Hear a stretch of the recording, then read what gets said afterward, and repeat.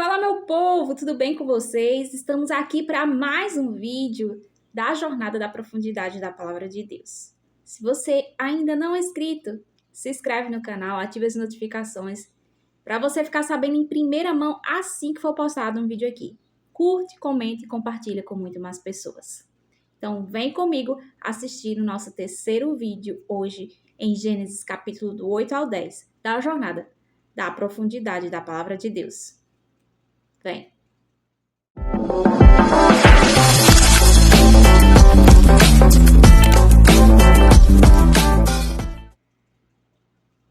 Então vamos lá começar o nosso vídeo de hoje. Hoje nós vamos estar lendo aqui Gênesis capítulo 8, 9 e 10, né? O último vídeo a gente viu, né, sobre o dilúvio, a gente viu sobre Noé, né, que entrou na arca. Enfim, agora nós estamos no capítulo 8, quando as águas já começam a diminuir, as águas do dilúvio, né? Então vamos lá começar a nossa leitura. Capítulo 8, versículo 1 diz: Lembrou-se Deus de Noé, de todos os animais selváticos e de todos os animais domésticos que com ele estavam na arca. Deus fez soprar um vento sobre a terra e baixaram as águas. Versículo 2: Fecharam-se as fontes do abismo e também as comportas do céu, e a capciosa chuva dos céus se deteve. Versículo 3: As águas iam-se escoando continuamente de sobre a terra e minguaram ao cabo de 150 dias. No dia 17 do sétimo mês, a arca repousou sobre as montanhas de Ararat.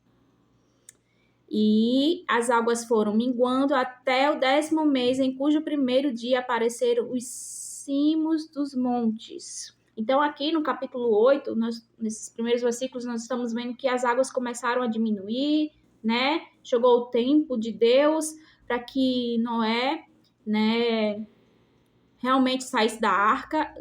A arca, ela parou nessa montanha chamada Ararat, né? Então, Noé, depois disso, ele vai soltar aqui, você vai ver nos próximos versículos, Noé vai soltar um corvo e depois uma pomba. Noé soltou um corvo, uma pomba, para ter sinais se realmente ali existia, né, terra seca, terra firme, né? E depois nós vemos que Noé teve resposta, né, depois sobre esse corvo, essa pomba, na verdade, que foi solta e que trouxe o raminho, né, na boca, mostrando que tinha sim terra seca e tal. Logo em seguida, Noé e sua família eles saem da arca. Lá no versículo 13, a gente já vai ver isso, né? Versículo 13 diz: Sucedeu que no primeiro dia do primeiro mês do ano 601, as águas se secaram de sobre a terra. Então Noé removeu a cobertura da arca e olhou, e eis que o solo estava enxuto. E aos 27 dias do segundo mês, a terra estava o quê? Seca, né? Então estamos vendo aqui, né, o agir de Deus sobre a vida de Noé e sua família, o livramento de Deus sobre a vida de Noé, né? Sobre esse dilúvio, né? E aí, quando Noé sai da arca, né? Ele levanta um altar de adoração ao Senhor Deus, né? E você vai ver isso lá no versículo 20. Vou ler aqui para vocês.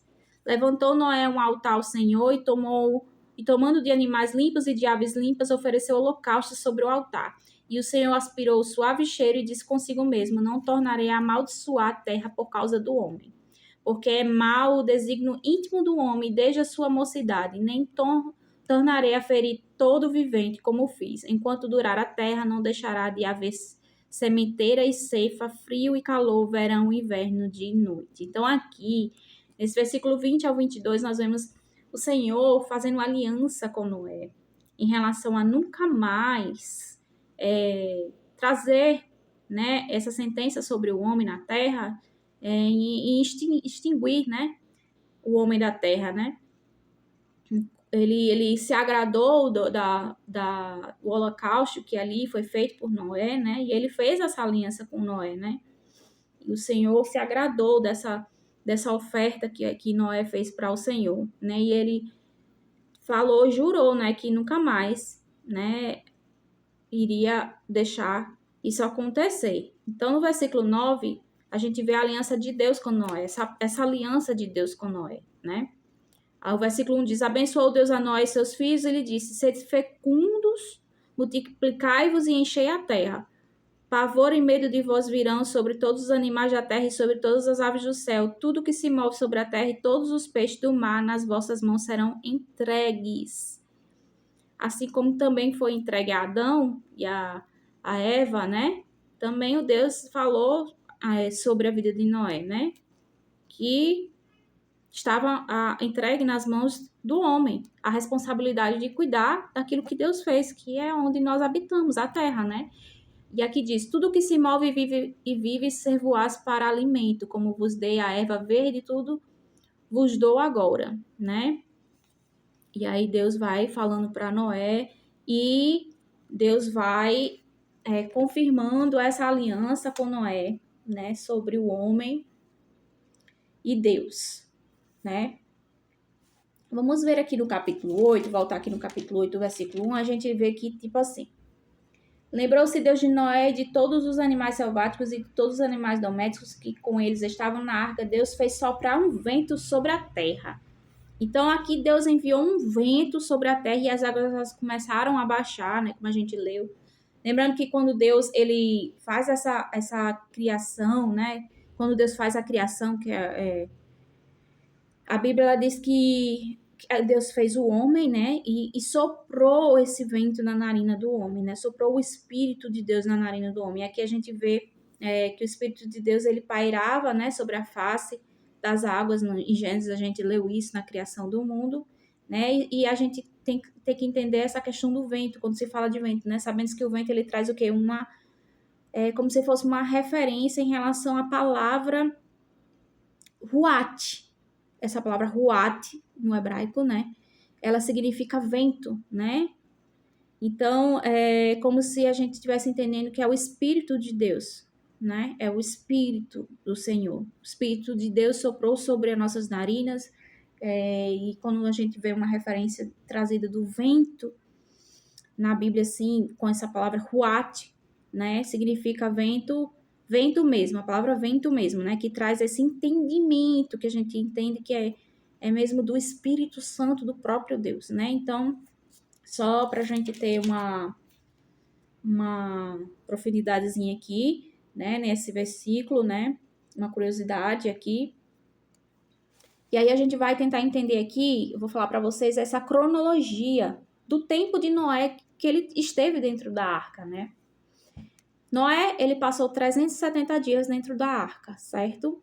Então, foi um ano aí, você imagina Noé na arca, um ano ali, trancado, sem ver a luz do sol, né? Sabendo que ao seu redor estava as águas que submergiram toda a terra. Então, você imagina aí, a mente dessas pessoas tinha que realmente ter a certeza de que Deus estava com eles, que eles tinham uma palavra.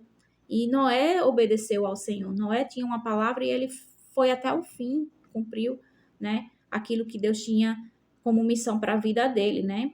E aí a palavra fala que os 150 primeiros dias, né, assim, ele entra na arca, ele entra na arca, Noé, começa o dilúvio, tá? A gente vai fazer só um resuminho aqui para a gente tentar entender essa cronologia.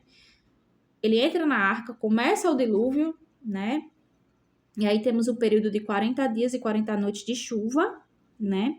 Porque muita gente pensa, quando não lê a palavra, acha que foi só 40 dias e 40 noites que Noé estava dentro da arca, que choveu e pronto. Não, gente.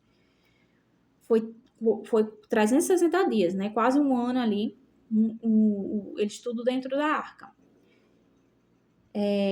Os primeiros 150 dias teve isso. Ele entra na arca, começa o dilúvio, aí o período de 40 dias e 40 noites teve essas chuvas, né, de águas, que ficaram presentes ali em um período mais ou menos de 150 dias, né, até a arca pousar no solo seco no Monte Ararat.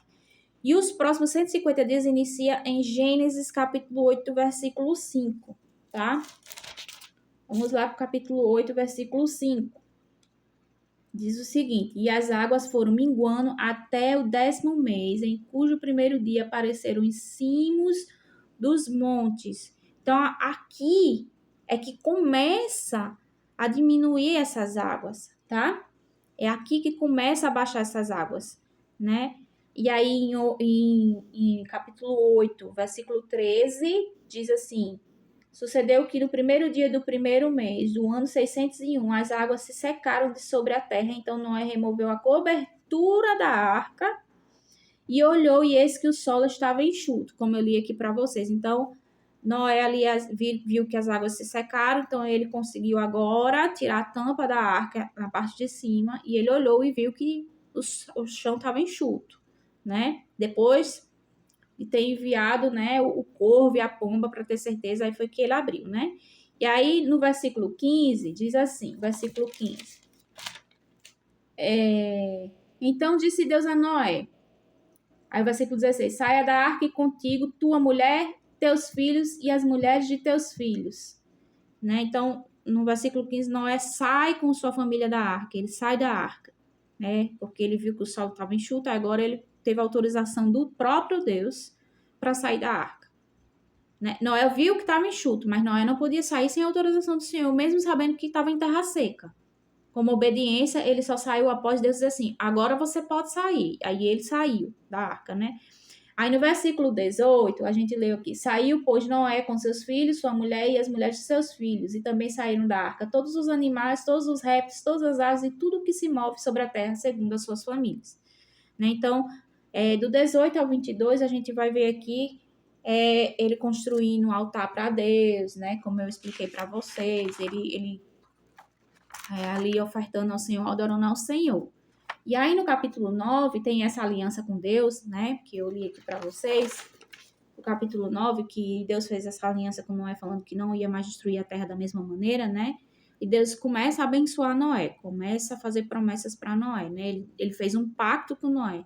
E com nós, que somos seres humanos, que até hoje, essa aliança que Deus fez, a gente consegue ver essa aliança nos céus, né?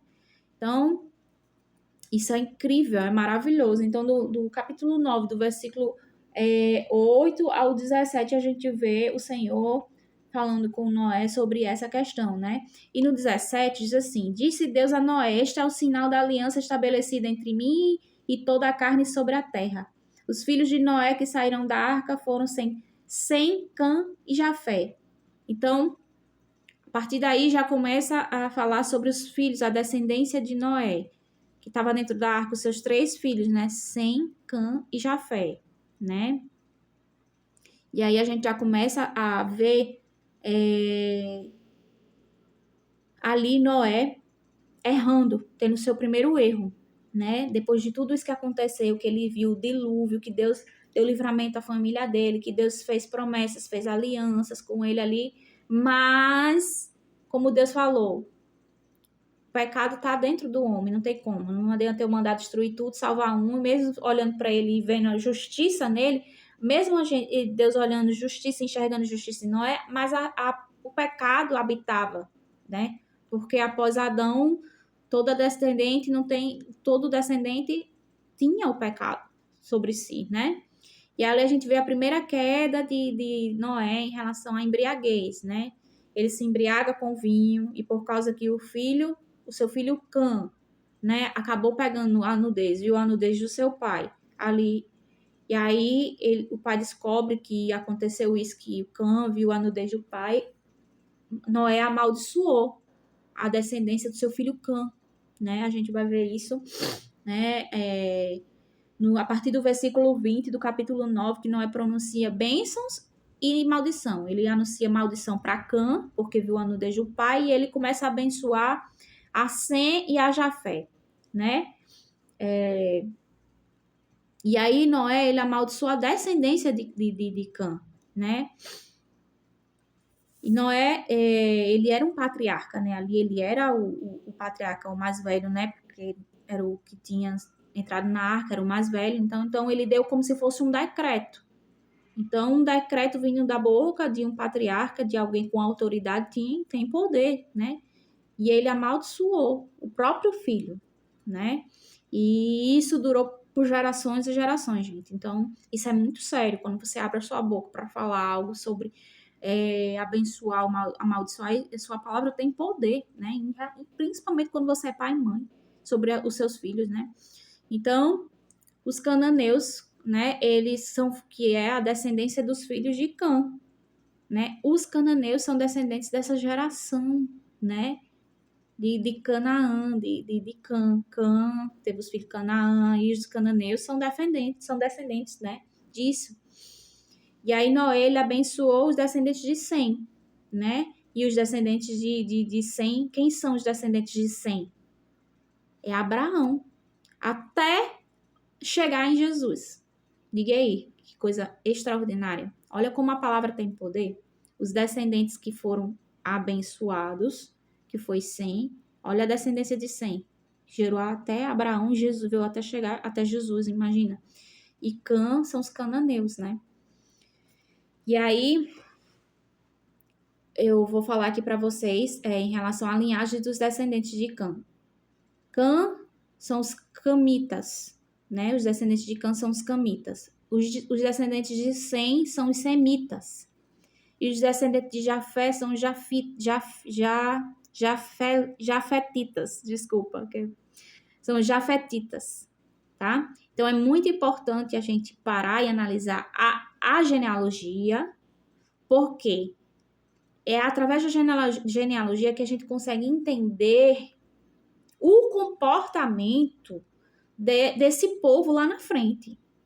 Porque é a raiz que fala sobre todas as coisas. É no início, é no princípio, é uma declaração, é uma palavra, é uma bênção, é uma maldição, é uma profecia, é algo falado que tem a responsabilidade de todo o desenrolar da história.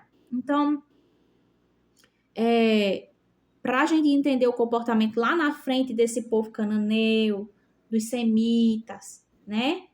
É importante a gente agora parar e analisar da onde veio esse povo e por que esse povo age assim. Aí você vai entender e clarear sua mente por que esse povo era dessa maneira. Então, já veja aí que os semitas veio de Sem, descendentes de Abraão, né? Os camitas, descendentes de Cã, que foi amaldiçoado, né? Os cananeus. Então, lá na frente você vai ouvir muito falar sobre os semitas, os cananeus, e você vai lembrar da onde eles vieram e da palavra que foi declarada sobre a vida deles.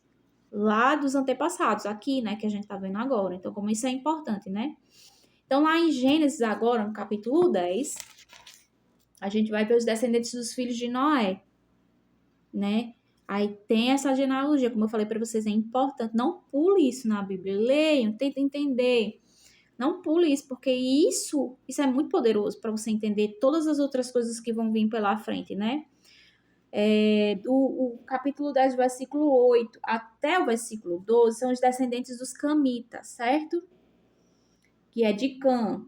Aí ele vai falando, ó, ele vai falando os filhos de Cã, Cuxi, Misraim, Put, Canaã, os filhos de Cuxi, Seba, e aí vai o filho do filho do filho do filho do filho, ele vai dando essa geração e essa descendência dos camitas, né? E aí, olha que interessante aqui nesse capítulo 10, no versículo 9, que da descendência dos camitas, que é de Cã, nasceu Nimrod, né? Nós vemos aqui, ó, no versículo 9, foi valente caçador diante do Senhor, daí dizer-se como Nimrod, poderoso caçador diante do Senhor. Então, Nimrod, ele é filho de Cush, né? E Nimrod começou a ser poderoso na terra, e a gente sabe qual foi a história de Nimrod na terra, né? Então, para você entender a maldição que veio sobre a vida de Nimrod já dos antepassados dele, dos descendentes dele, né? Então, vamos falar aqui sobre Nimrod um pouquinho. Nimrod, o nome Nimrod,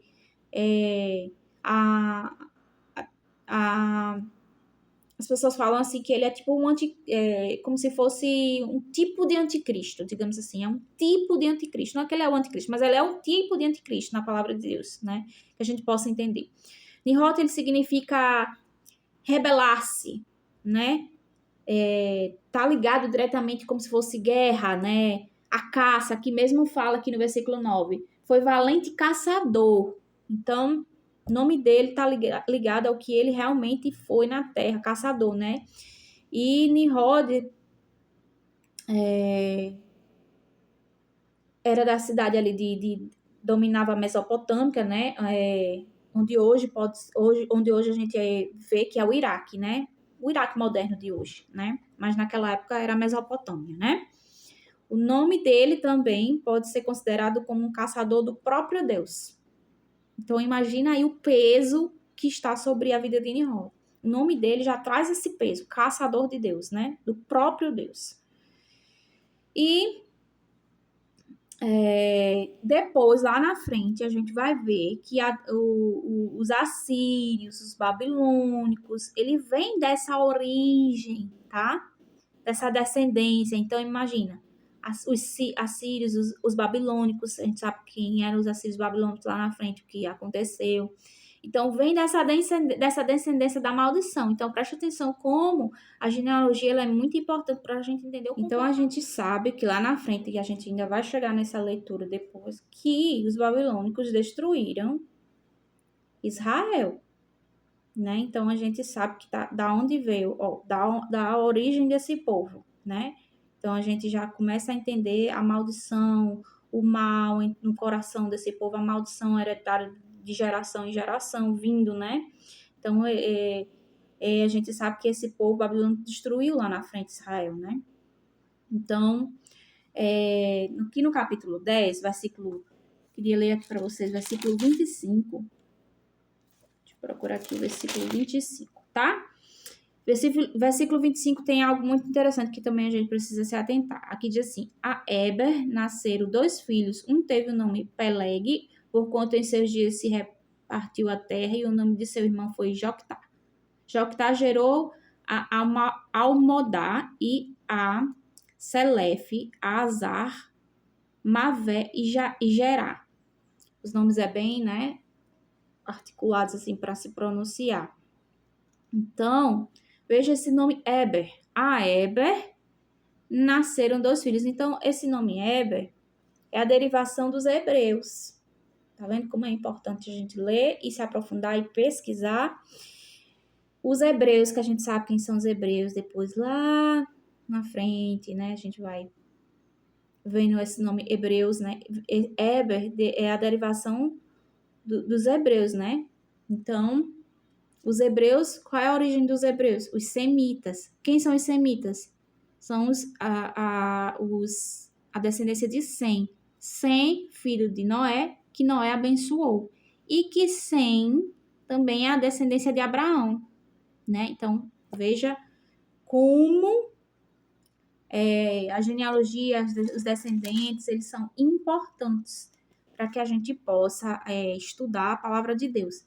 Leiam os versículos com calma, com muita, assim, pressa, né? Leiam os versículos com detalhes, vejam a genealogia, anotem, grifem, para que vocês não possam esquecer, porque realmente a palavra de Deus, em tudo que está aqui, não tem nada para preenchimento, para encheção de folha.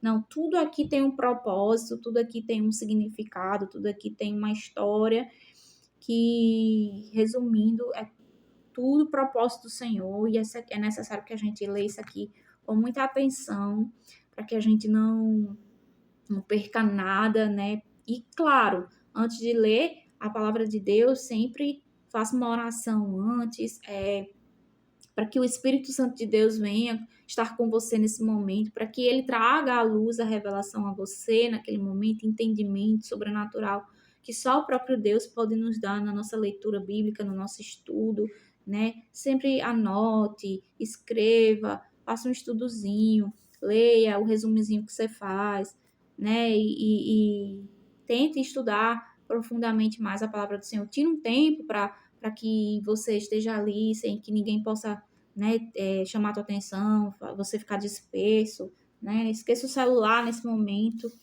esteja ali conectados com a palavra do Senhor, porque ler a Bíblia não é um livro igual a qualquer outro livro. A Bíblia é a palavra de Deus, ela é uma revelação do Senhor. E a cada palavra, cada frase, cada versículo que a gente encontra aqui, né, escrito aqui é poderoso. E para que a gente possa fazer os links e entender toda a história de Gênesis e Apocalipse, a gente precisa ler com calma, lembrar da genealogia, lembrar de onde veio esse povo, lembrar de alguns detalhes para que a gente possa fazer conexões e entender ela profundamente, né? Não é difícil, só precisa de dedicação, né? O Senhor não deixou nada difícil para a gente em relação à palavra dele. A palavra dele é pura, clara, verdadeira, mas a gente precisa se dedicar, né? A nossa parte é se aprofundar, se dedicar, pesquisar, né? Orar, pedir revelação do Espírito Santo e assim Deus vai nos mostrando, né? Conforme a nossa leitura. E nós encerramos por aqui hoje os nossos versículos 8, 9 e 10, né? Te espero no próximo vídeo. Espero que vocês estejam gostando, espero que vocês estejam acompanhando, espero que vocês também estejam lendo, que é o principal aqui. O objetivo aqui é que você também acompanhe a leitura em casa, que você também se aprofunde. Não fique só esperando aqui, porque eu não tenho como ler todos os versículos para vocês, porque o vídeo vai ficar muito longo. Gostaria muito que isso fosse possível, mas infelizmente não é possível. Mas para estimular, eu tô aqui para te ajudar, para estimular, para trazer uma curiosidade, uma palavra hebraica, um significado, né, ali para que a gente possa se estimularmos juntos a estarmos sempre com o hábito do estudo, da leitura da palavra de Deus. Amém? Então te espero no próximo vídeo. Um beijo e até mais. Tchau!